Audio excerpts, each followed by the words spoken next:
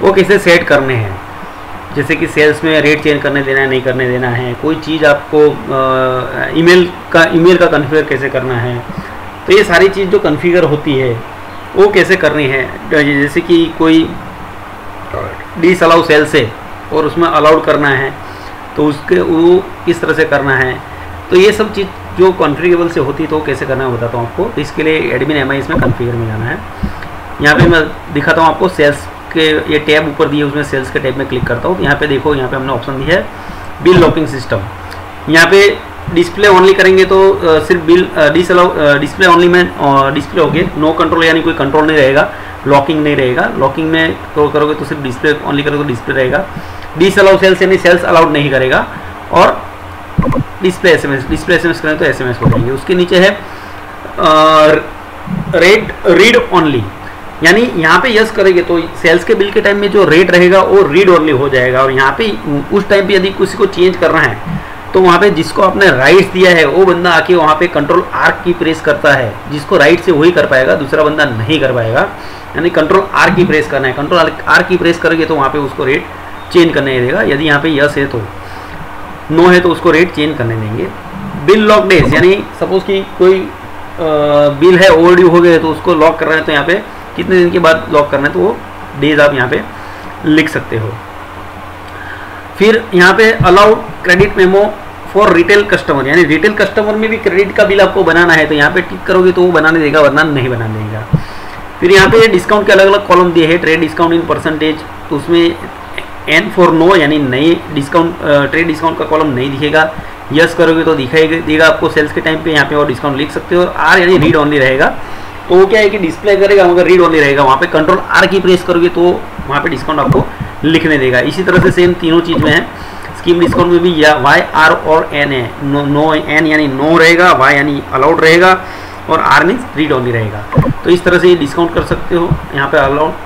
और allow modify quantity in sales, यानी sales के टाइम पे क्वांटिटी अलाउड करनी है नहीं करनी है। जैसे कि मॉल वगैरह होते हैं उसमें क्या होता है कि कई बार क्वांटिटी वो लोग नहीं लिखते, क्लिक किया बारकोड और रेट लिख के आगे जाने दिया, क्लिक किया बारकोड रेट लिख के आगे जाने दिया। वहाँ पे क्वांटिटी डिफॉल्ट क्वांटिटी रहती है।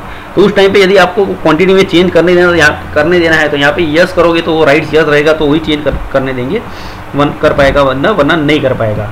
तो इसके लिए ऑप्शन हमने दिया हुआ है। तो allowed modify sales quantity sales yes या नो। उसके बाद आता है हमारा सीरीज में भी अलग अलग सीरीज दी है सेल्स की। टैक्स इनवॉइस की सीरीज और कैश और क्रेडिट और रिटेल इनवॉइस की कैश और क्रेडिट की सीरीज हमने यहाँ पे दी, तो ये सीरीज भी आप दे सकते हो उस तरह से। उसके बाद आता है कंट्रोल। तो कंट्रोल में क्या है कि हमने दिया है इस कस्टमर पर्सनल इन्फॉर्मेशन कंपलसरी। यहाँ पे यस यदि दिया आपने तो जब भी आप कस्टमर क्रिएट करेंगे या पार्टी क्रिएट करेंगे तो उसकी जो इन्फॉर्मेशन होती है पर्सनल इन्फॉर्मेशन वो कंपलसरी रहेगी। यानी उसमें एड्रेस रहता है, मोबाइल नंबर रहता है, वो कंपलसरी आपको भरना ही भरना है। तो वो नहीं भरेंगे आप, उसको ब्लैंक छोड़ देंगे तो सेव नहीं होगा। Check return charge to customer, यानी जब भी आप चेक रिटर्न की एंट्री करते हो उसमें कस्टमर के यहाँ पे जो भी चार्ज लिखा है उसकी अपने आप वो एंट्री उतना चार्ज वो एंट्री में ऐड हो जाएगा। उसके लिए यहाँ पे ऑप्शन हमने दिया हुआ है। Check return charges account name, यानी जो अकाउंट का नेम होता है चेक रिटर्न चार्जेस है वो कौन से अकाउंट में लेके में पोस्टिंग होना चाहिए उसका। तो यहाँ पे यदि आपने अकाउंट लिख लिया तो वो अकाउंट में उसका पोस्टिंग हो जाएगा। तो वो यहाँ पे आपको लिखना है। Password allow for allow overdue bills, यानी ओवरड्यू बिल से उस टाइम पे यदि आपको पासवर्ड देना है, जैसे कि कई बार क्या होता है कि बंदा काम करते रहता है, ओवरड्यू बिल की एंट्री हो जाती है और मैसेज आता है, तो उस टाइम पे उसको क्या करना पड़ता है कि वहाँ पे फ़ोन करना पड़ता है कि जिसके पास पासवर्ड है उसको फ़ोन करके बोलना पड़ता है या तो फिर राइट लेना पड़ता है। तो यहाँ पे पासवर्ड देंगे तो क्या है कि मैनेजर लेवल का कोई बंदा है और उसके पास यदि पासवर्ड है तो वो पासवर्ड डाल देगा मैनेजर, तो यहाँ पे अलाउड हो जाएगा और उसका बिल बन जाएगा। यानी उसको दोबारा बिल डालने की ज़रूरत नहीं रहेगी, वहाँ से हो जाएगा। ठीक है, तो इस तरह से ये ऑप्शन हमने कंट्रोल्स में दिए हुए हैं। उसके बाद जनरल है तो accounting posting every cash memo yes करेंगे तो हर एक कैश मेमो की एंट्री अकाउंटिंग पोस्टिंग हो जाएगी। फिर उसमें है एक है bypass negative stock warning, yes करोगे तो बाईपास कर देगा, नो करोगे तो नेगेटिव स्टॉक वार्निंग देगा और आगे नहीं जाने देगा। यस करोगे तो वार्निंग देने के साथ आगे जाएगा। आइटम सिलेक्ट बाय कोड, यानी product selection bye code yes करोगे तो कोड के साथ आप एंट्री बार कोड बोलते हैं, बार कोड से एंट्री कर पाओगे या उसका कोड होगा उससे एंट्री कर पाओगे। तो जैसे कोड बारकोड गन से कोड क्लिक करोगे तो आइटम नाम का नाम अपने आप आ जाएगा और क्वांटिटी में कर्सर चलाएगा। इसके लिए आइटम सिलेक्शन बाय कोड है। नेगेटिव स्टॉक अलाउड, यस या नो, यस करोगे तो उसका स्टॉक जो है नेगेटिव में अलाउड करेगा वरना नहीं करेगा। तो ये चीज़ हमने यहाँ पे दी है।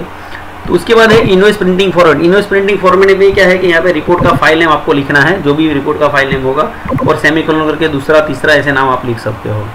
यहाँ पे ऑप्शन दिया है कि प्रिंट और प्रीव्यू, नो एक्शन, यानी कोई एक्शन नहीं होगा। प्रीव्यू करोगे तो प्रीव्यू आएगा, प्रिंट करोगे तो प्रिंट आ जाएगा। तो इसका ऑप्शन हमने यहाँ पे दिया हुआ है।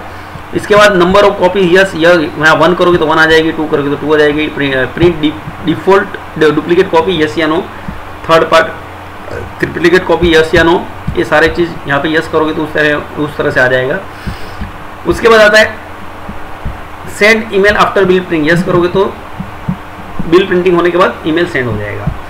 इसके बाद हमारा ईमेल का सेटिंग है, यहाँ पे हमने दिया हुआ है।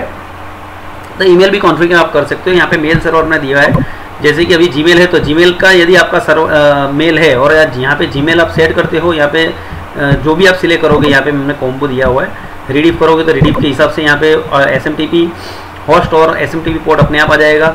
यदि आप रिडीव की जगह पे याहू करते हो तो इस तरह से उसका SMTP होस्ट और पोर्ट आ जाएगा। जीमेल है तो जीमेल का आ जाएगा। जीमेल में एक हमने ये चीज़ यहाँ पे लिखी है, to configure Gmail to send your mail click here. यहाँ पे क्लिक करोगे तो ही वो जीमेल के मेल एक्टिव होंगे और वही सेंड हो पाएंगे। जब तक ये क्लिक नहीं करते हो आप यहाँ पे जीमेल सेट करके, तो जीमेल में ऐसी फैसिलिटी वो डायरेक्टली मेल नहीं होता है। यहाँ पे यस करोगे तो अपने आप अपने कंप्यूटर में वो सेट कर लेगा और उसके बाद ही ईमेल जा पाएंगे।